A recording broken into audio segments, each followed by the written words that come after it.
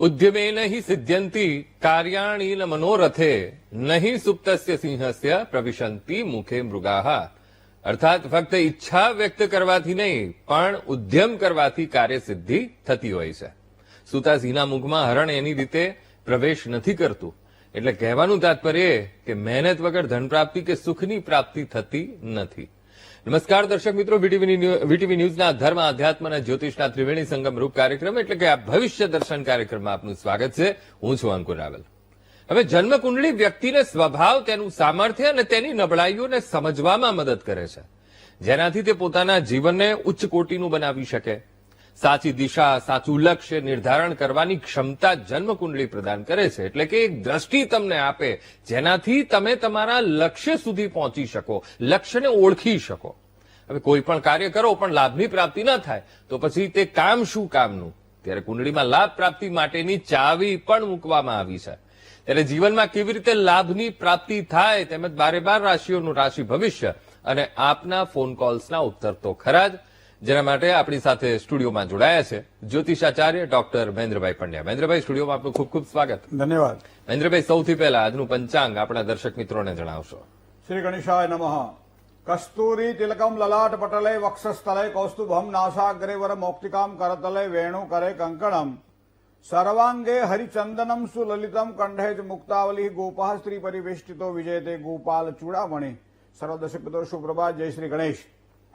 શરૂઆત કરીએ પંચાંગથી. તદેવ લગ્નમ સુદિનમ તદેવ તારાબલમ ચંદ્રબલમ તદેવ વિદ્યાબલમ દેવબલમ તદેવ લક્ષ્મીપતે તે દ્રિયુગમ સ્મરામી. 13/11/2025 અને આજે ગુરુવાર છે. કારતક મહિનાના કૃષ્ણ પક્ષની આજે 9મી તિથિ છે, નોમ છે આજે. પિતૃઓને પ્રિય એવું મઘા નક્ષત્ર છે. ઇન્દ્ર નામનો સુંદર યોગ છે અને તૈતિલ કરણ છે. સવારમાં 11 કલાક અને 10 મિનિટ સુધી ચાલે છે. ત્યારબાદ ગર કરણની શરૂઆત. આજે રાશિનો ચંદ્રમા સિંહ રાશિનો છે. મ અને ટ જેના અક્ષર છે એવા સિંહ રાશિવાળા જાતકો માટે આજનો દિવસ મંગલમય રહેશે. સાથે સાથે જે કોઈ જાતકોનો જન્મ થાય એની સિંહ રાશિ રહેશે. મ અને ટ અક્ષર ઉપર નામ રાખવાનું રહેશે.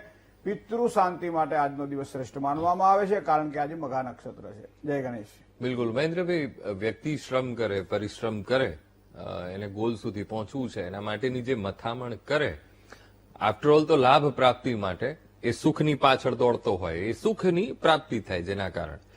હવે આ જે લાભની પ્રાપ્તિ છે એ કુંડળીમાં ક્યાં સમાયેલી છે? માની લો કોઈ વ્યક્તિ વ્યવસાય કરે છે તો એને કેવી રીતે ખબર પડે કે ભાઈ મારો આ વ્યવસાય છે, એનાથી મારી અને મારા ભાગ્યની વૃદ્ધિ થશે? ભાગ્યની વૃદ્ધિ અને કર્મક્ષેત્રમાં આજીવિકાને પ્રાધાન્યમાં જો વ્યવસાયને ધ્યાનમાં રાખવામાં આવે તો જીવનની અંદર વ્યક્તિ સંઘર્ષ પછી સફળતા પ્રાપ્ત કરતો હોય ત્યારે સામાન્ય રીતે પારિવારિક જીવનની અંદર ક્યાંક ને ક્યાંક એની ઉન્નતિ થતી હોય ત્યારે, અથવા તો પોતાના પદરથી, પોતાના બાવડાના બળે જયારે આગળ વધતો હોય ત્યારે વ્યવસાયની અલગ અલગ પ્રકારની પદ્ધતિઓ આપણને જ્યોતિષ શાસ્ત્રની અંદર જોવા મળે છે. તો તમારે એમાં 3 કે 4 ચાર્ટ જોવાના હોય છે મિત્રો. ખાસ કરી બાળકો માટે મા બાપ ખાસ પ્રશ્ન પૂછતા હોય છે કે ભવિષ્યમાં અમારું આ સંતાન નોકરી કરશે તો કયા પ્રકારની નોકરી કરશે, અથવા તો વ્યવસાય કરશે તો કયા પ્રકારના વ્યવસાયમાં જશે, અથવા તો એનું કરિયર કેવું રહેશે. આ બધી બાબતોની ચર્ચાઓ આપણે જ્યોતિષના માધ્યમથી કરતા હોઈએ છીએ. સાત્વિક અને આપણું જે શુદ્ધ જ્યોતિષ છે એનો આશ્રય લઈ અને આપણે આમાં આગળ વધતા હોઈએ મિત્રો. જ્યોતિષી મિત્રોને ખબર છે કે 4 ચાર્ટ આપણે જોવાના આવશે. નૂનમ નવાંશેપી કલત્ર સંખ્યમ, 9માંશ કુંડળી આપણે જોઈએ અને ભવિષ્યના વર્તારાની અંદર વ્યવસાયને આપણે જોતા હોઈએ છીએ. જન્મ લગ્ન કયા બિના બિલગ્નમ પ્રભાવ સિદ્ધિ. જે પ્રમાણે મૂળ હોય તો જ ઝાડ ઊંચું જાય, એ જ પ્રમાણે જન્મ કુંડળીમાં જન્મ લગ્નના આધારે જે કુંડળી બને છે એને લગ્ન કુંડળી કહેવામાં આવે છે. તો એ લગ્ન કુંડળીના આધારે તમે તમારા ભવિષ્યને જોઈ શકો છો. આપણે આપણા ભવિષ્યનો એક નજારો જોઈ શકીએ છીએ. હવે વાત ક્યારે એ વ્યવસાય થાય, કેવી રીતનો એ વ્યવસાય થાય, કોણ સાથ આપશે, કેવી રીતનું કામ કરવામાં આગળ વધી શકીશું, આ બધી બાબતોને ધ્યાનમાં રાખવા માટે કુંડળીની અંદર ચંદ્ર કુંડળી જોવાતી હોય છે, જેને ગોચર કહેવામાં આવે છે. તો આ ગોચરના એટલે ચંદ્રના આ કુંડળીના આધારે વર્તમાન સમયે ગોચરની અંદર, કારણ કે ઘણી વખત 18 વર્ષે કોઈ સારો વ્યવસાય કરી શકે એવા વ્યક્તિઓ પણ આપણે જોયા છે, અને ઘણી વખત 60મા વર્ષે પણ પૂછતા હોય છે કે ભાઈ ધંધામાં ઠરીને ઠામ થયા નહીં, હવે શું કરીએ તો સારો લાભ થાય. તો એનો મતલબ મહેનત તો બધા સરખી કરતા હોય છે, પણ છતાં એ મહેનતના પરિણામ દરેકને સરખા મળતા હોતા નથી. તો આ જે ભેદભાવ તો નથી, પણ મારા કર્મના આધારે મને જે નથી મળતું, તો કયા પ્રકારના ક્ષેત્રમાં હું આગળ, ઘણી વખત આપણને ઈચ્છા હોય કે ભાઈ આ સીધો રસ્તો છે, આપણે ચાલ્યા જઈએ, પણ પછી કોઈ એમ કે ભાઈ કાંટા કાંકરા વધારે છે, અહીંયા તમારે જાળી ઝાખડા વધારે જોવા મળશે, બાવળિયાઓના કાંટા વધારે જોવા મળશે, એના કરતા તમે એક કામ કરો, થોડાક 1.5 ફૂટ તમે 1.5 મીટર આગળ જતા રહો, અથવા 1.5 કિલોમીટર તમે આગળ જતા રહો, ત્યાંથી સીધો રસ્તો તમે પકડજો, એ રસ્તો તમારા માટે સુટેબલ રહેશે. તો એ રસ્તાને ભલે આપણે કલાક મોડું થાય, પણ શાંતિથી આપણે કોઈ પણ જતા વિઘ્ન વગર પહોંચી શકીએ. આ ઉદાહરણ એટલા માટે આપ્યું, ઘણી વખત આપણે વ્યવસાય કરીએ છીએ પણ વ્યવસાયમાં લાભ નથી થતો, અને એના કારણે ઘણા લોકો એમ કહે છે કે ભાઈ 3 વ્યવસાય કર્યા, 4 વ્યવસાય કર્યા, છતાં વ્યવસાયમાં કંઈ ઠર્યા નહીં. બનેવી પાસેથી પૈસા લાવ્યા, ફુવા પાસેથી પૈસા લાવ્યા, મામા પાસેથી પૈસા લાવ્યા, ધંધાની અંદર રોકાણ કર્યું, શેર બજારમાં રોક્યા, આ કર્યું તે કર્યું, પણ છતાં 160 થયા. એનો મતલબ વૃદ્ધિ નથી થતી મિત્રો. તો વ્યવસાયમાં વૃદ્ધિના યોગ કુંડળીના આધારે કઈ રીતે જોઈ શકાય? એક તો વસ્તુ આપણે આ જોઈએ, ઘણી વખત આપણને એમ થાય કયા પ્રકારનું કામ કરીએ, કયા પ્રકારનો વ્યવસાય કરીએ તો આપણને લાભની પ્રાપ્તિ થાય, તો કયા પ્રકારના કામથી લાભની પ્રાપ્તિ થાય એ પણ આપણે જોઈ શકીએ છીએ. ત્રીજી વસ્તુ કુંડળીની અંદર છે કે સરકારી નોકરીના યોગ છે કે પછી ધંધાના યોગ છે. ઘણા લોકોને પ્રાઇવેટ ક્ષેત્રમાં કામ કરવું ઓછું ગમતું હોય, ખબર નહીં કેમ, પણ ઘણા સરકારી નોકરીને વધારે પ્રાધાન્ય આપતા હોય છે. 33-34 વર્ષે પણ એ લોકો પૂછતા હોય કે સરકારી નોકરી માટે અમે પ્રિપેરેશન કરી રહ્યા છીએ, તો એમાં સફળતા ક્યારે મળશે? ત્યારે 34-35 વર્ષ સુધી જો તમે 24 થી 34નો ગાળો જો તમે ભણવામાં આ રીતનો ગુમાવી દીધો, તો આપણા જે પુરાણચાર્ય જે આપણા એમ કહે છે કે સામાન્ય રીતે 6 વર્ષથી માંડી અને 25 વર્ષ સુધી અભ્યાસ કરવાનો, 25 વર્ષથી 50 વર્ષનો આ જે ગાળો છે એ સમય દરમિયાન વ્યવસાય કરવાનો, 50 થી 65 સુધીનો ગાળો, 70નો ગાળો એમ કહેવાય છે કે જે આપણે જે મેળવ્યું છે એને ભોગવવાનો, અને ત્યારબાદ શાંતિથી હરિભજન કરવાનો. તો આ ગાળો તો આપણો અડધો તો આમાં નીકળી ગયો, હજી તો આપણે નોકરી શોધી રહ્યા છીએ. જયારે યોગ્ય સમય થાય ત્યારે આવા સમય મિત્રો બે કહ્યું એ પ્રમાણે કુંડળીમાં 4 ભાવને તમારે જોવા પડશે, અને એ તારવો તમે અલગ રીતે કે મારે નોકરી કરવાની છે કે મારે વ્યવસાય કરવાનો છે. હવે એમાં કુંડળીની અંદર કર્મસ્થાન એટલે કે આજીવિકાનું સ્થાન છે એ નક્કી કરવામાં આવેલું છે, અને એ સ્થાન છે 10મું સ્થાન. 10મું સ્થાન જન્મકુંડળીમાં આજીવિકાનું સ્થાન છે. આજીવિકા કયા પ્રકારે નિર્માણ થશે આપણા માટે, કઈ રીતે હું વ્યવસાય કરીશ તો લાભ થશે, ઇમ્પોર્ટ એક્સપોર્ટ લગતા કામકાજ કરું, વ્યવસાયમાં હું કોમ્પ્યુટરનો આધાર લઉં, અથવા તો એકાઉન્ટન્સી કરું, હું વકીલાત કરું. ઘણી વખત મારે એક સારું બિલ્ડર બનવું છે, તો મને આ બાબતે મારે લેણું છે કે નહીં, તો આ બધી ઇન્ટેરિયર ડેકોરેશનમાં મારે આગળ વધવું છે, મારે કોઈ પણ ફેશન ડિઝાઇનમાં આગળ વધવું છે, મારા માસ મીડિયામાં આગળ વધવું છે, ટેલિકોમ્યુનિકેશનમાં આગળ વધવું છે. તો આ મારે વધવું તો છે, પણ મારી કુંડળીમાં આવા યોગ છે?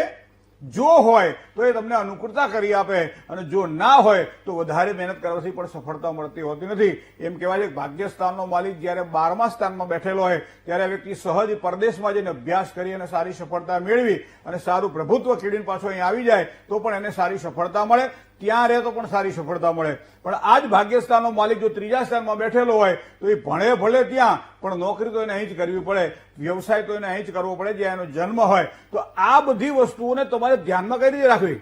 મારા સંતાન પરદેશ છે તો પરદેશમાં સ્થિર થશે, પરદેશમાં નોકરી કરશે, પરદેશમાં ધંધો કરશે, શું કરશે? આ મા બાપને ચિંતા હોય, કારણ કે ખર્ચ કરીને મોકલેલા છે. તો આવા સમયે મા બાપની ચિંતાઓનું સમાધાન આપણને જ્યોતિષ શાસ્ત્રમાં જોવા મળે છે કે જ્યોતિષની અંદર લગ્ન ચાર્ટ, ચલિત ચાર્ટ, નવમાંશ અને ગોચર એટલે કે ચંદ્રનું ચાર્ટ, આ 4 ચાર્ટને જોયા પછી આપણે નક્કી કરી શકીએ છીએ કે જન્મ કુંડળીમાં પહેલા તો મારું ભાગ્ય ક્યાં છે. તો એના માટે કુંડળીમાં 9મું સ્થાન જોવાનું હોય છે. 9મા સ્થાન એટલે ભાગ્યનું સ્થાન છે. ભાગ્ય મારું કયા ગતિમાં મને લઈ જશે? ઘણી વખત એ કુંડળી જોયા પછી મેં કહ્યું ભાઈ આ વ્યક્તિ તમારો દીકરો છે, એ કદાચ મને લાગે છે સિવિલ એન્જિનિયર બનશે.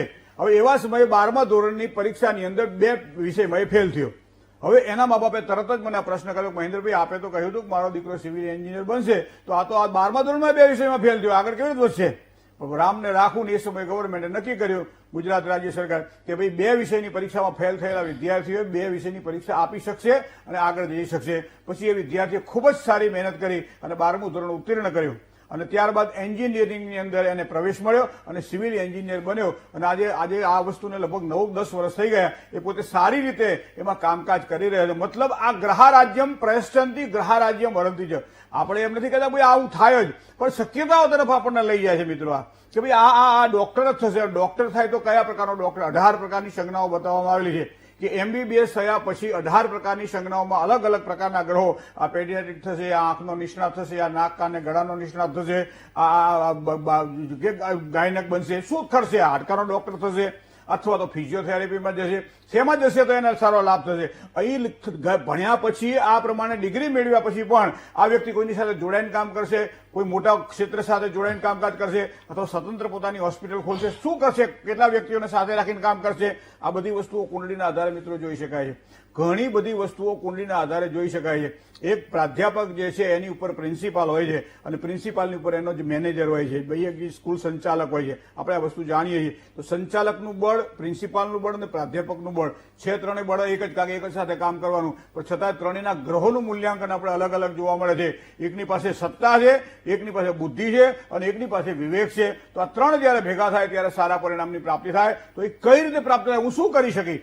ઘણા લોકોને તમે જોવું કે એ સારી રીતે મીડિયાની અંદર કામ કરતા હોય છે, ઘણા વ્યક્તિઓને તમે ઓનલાઈન કામ કરતા હોય છે, બ્લોગ બનાવે, પોસ્ટ કરે, કોઈ સારી સોશિયલ મીડિયા સાથે સંકળાઈને પૈસા કમાય, આ બધી વસ્તુ પણ જાહેરાત કરે.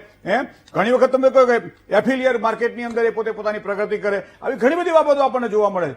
ઘણી વખત એવું થાય કે મહેનત કર્યા છતાં સફળતા નથી મળતી અને બાપાના પૈસા ડૂબાડે. આપણે કે બીપીએલ કંપનીમાંથી આવ્યા લાગે છે, બાપાના પૈસા લેર કરો, થાય કરો, બાપા કમાશે ને આપણે વાપરશું કે બાપાએ ભવિષ્યમાં આપણને તો આપવાના જ છે ને, અત્યારે આપી દે, અત્યારે વાપરી નાખીએ એટલે બાપાની બધી મૂડીનું ધોવાણ કરી નાખે. તો એ પણ કુંડળીના યોગો આપણને કહી દે છે કે સંતાનો શું આવું કરી શકશે? સંતાનો વ્યવસાયની અંદર કે બાપા મને 1 લાખ રૂપિયા આપો, મારે શેર બજારમાં રોકવા છે અને આ શેર મારા ખૂબ જ સારા છે અને મને એમાં લાભ થશે, મારા મિત્રોએ પણ લાભ કર્યો. બાપા કે સારું લઈ જાય લાખ રૂપિયા અને 1,60,000 કરીને આવે. તો આ વસ્તુ પણ કુંડળીની અંદર જોઈ શકાય છે મિત્રો. પણ મને લાગે છે ત્યાં સુધી સૂર્ય, ચંદ્ર, બુધ આ 3 ગ્રહોને તમે પ્રભુત્વ આપો અને પાછળ જાઓ તમે ગુરુ અને શુક્ર અને નોકરી કરવી હોય તો શનિ. સેલ્ફ જે છે એ શનિ છે. હું કોણ છું, મારે શું કરવાનું છે, તો હું શનિ છું. હવે સામે સરકારી નોકરી જોઈએ તો સૂર્ય મજબૂત જોઈએ. તમારી કુંડળીમાં શનિ મજબૂત હોય અને સૂર્ય મજબૂત હોય તો તમે સરકારી નોકરી કરી શકો, સારી પોસ્ટ ઉપર. બાકી નાની મોટી નોકરી કરવી તો ઘણી નોકરી મળી જાય, પણ સારી પોસ્ટ ઉપર નોકરી કરવી છે તો એવા સમયે સૂર્ય અને શનિના આ યોગને જોવો પડશે. અને આ બે કુંડળીમાં યોગ જયારે ભેગા થાય ને ત્યારે સંઘર્ષ યોગ કહેવામાં આવે. મતલબ સિદ્ધિ તો એને જઈ વરે, જે પરસેવે નાય, જે મહેનત કરે એને પ્રાપ્ત થાય. બાકી ખાટલામાં પડ્યા બીડીના હાધા કરે એ ખેતરમાં કઈ વાવણી ના થાય. એના માટે ખેતરમાં એને જવું પડે, પરસેવો પાડવો પડે, ત્યારે ધાન્ય ઉગે. એ જ પ્રમાણે મારા કર્મક્ષેત્રની અંદર આ શનિ અને સૂર્ય મને આપે. હવે મંગળ માનો તમે જાઓ, મંગળ તમને હંમેશા સિવિલિયર ક્ષેત્રની અંદર આગળ વધારશે, ચાહે પોલીસ ખાતું હોય, ચાહે કોઈ પણ રીતે તમે જાઓ, લશ્કરી ખાતું હોય, એ આર્મીમાં જવાનું હોય, આ બધું તમને આગળ પ્રોગ્રેસિવ જેને કહી શકાય, જેની અંદર કંઈક કરવાની ધગશ છે, એ વ્યક્તિ મંગળ પ્રધાન. તમે હા, ઘણી વખત લોખંડના વ્યવસાય સાથે સંકળાયેલા માણસો પણ શનિ મંગળની યુતિવાળા જોવા મળ્યા છે. ઘણી વખત બુધ એટલે વૈદિક વાણી દ્વારા કામકાજ કરવાનું છે, બુદ્ધિ દ્વારા કામકાજ કરવાનું છે, ચાતુર્ય દ્વારા કામકાજ કરવાનું છે. ત્યારે બુધનું મહત્વ, પાણીની સાથે કામકાજ કરવાનું. તમારા છોકરાને તમારે ડેરી પ્રોડક્ટની એક કોઈ દુકાન કરી આપી છે અથવા તો એને તબેલો બનાવી આપો છે અથવા કંઈક કરવું છે તો એના માટે ચંદ્ર તમારે પ્રબળ જોઈશે. કારણ કે જ્યાં પ્રવાહી વધારે છે. આ નાની નાની બાબતો મિત્રો, આ મોટી વાત નથી કરવી તમને. હવે માનો કે એકાઉન્ટન્ટમાં એ પોતે આગળ વધ્યો છે અને સારી રીતે ભણી શકે છે, માનો સીએ બનવું છે ને, 4 વર્ષ સુધી પરફેક્ટ એનું કામ થયું, પણ જ્યાં 4 વર્ષ પૂરા થયા 5મું વર્ષ આવ્યું એટલે પાછો ડલ થઈ ગયો. પછી એમ થઈ ગયું સીએ નથી કરવું, મારે બીજું કંઈક કરું. શું કામ? કે આમાં પાસ નથી થવાતું. તો આ નથી થવાતું એનું કારણ કે 4 વર્ષ તો આપણે બગાડ્યા, તો 5મું વર્ષ કેમ બગાડી શકાય? તો એના માટે શું કરવું જોઈએ? દરેક ઉપાય પણ બતાવવામાં આવ્યો કે જ્યાં જ્યાં તકલીફો પડતી હોય ત્યાં ત્યાં એ ગ્રહના નક્ષત્રના સ્વામી અને સ્વામીની થતી પૂજા એ દ્વારા પણ એમ કહેવાય છે કે સારી સફળતાની પ્રાપ્તિ થાય. આંખમાં 2 ટીપા નાખીએ અને આંખની જો બળતરા દૂર થતી હોય તો ટીપાનું મહત્વ નથી. ટીપા અને આંખનું મિશ્રણ થાય અને કોઈ સારા વ્યક્તિનો આપણને સહકાર મળે તો જ એ આપણી આંખ આપણી સારી થાય. આવી જ જ્યોતિષની કળાઓને જાણવી લે મિત્રો. સૂર્ય, ચંદ્ર, મંગળ, બુધ, ગુરુ, શુક્ર અને શનિ 7મું સ્થાન અને 10મું સ્થાન ભાગીદારી વાળા કામકાજ કરવા હોય તો મજબૂત જોઈએ. આ ચોખ્ખી વાત છે, તમારે ભાગીદારીમાં કામકાજ કરવું છે 7મું 10મું સ્થાન મજબૂત જોઈએ. મોસાળ સાથે કામકાજ કરવું છે તો 4થું સ્થાન ને 10મું સ્થાન મજબૂત જોઈએ. પત્ની સાથે ભાગીદારી કરવી છે અથવા ભાગીદારી વાળા કોઈ પણ પ્રકારના કામકાજ કરવા છે. શત્રુઓ જેને કહેવાય કે આ કોમ્પિટિશન હરીફાઈના યુગમાં ઉભું રહેવું છે તો એવા સમય 6થા સ્થાન ને 10મા સ્થાને તમે જોઈ લો એટલે હરીફાઈના કામકાજની અંદર તમે આગળ વધી શકશો. બીજા ન કરે એના કરતા તમે વધારે સારા કામ કરી શકો. ઘણી બધી આવા બધા નાના નાના સિદ્ધાંતોને વરેલું જ્યોતિષશાસ્ત્ર ક્યાંક ને ક્યાંક સાચું અને સારું માર્ગદર્શન તો પ્રદાન કરે જ છે. નક્કી આપણે કરવાનું છે કે આપણે કયા રસ્તે જવું છે, કાંટાવાળા રસ્તે જવું છે કે 1.5 કિલોમીટર ફરીને સારા રસ્તે જવું છે, નક્કી આપણે કરવાનું છે. જય ગણેશ.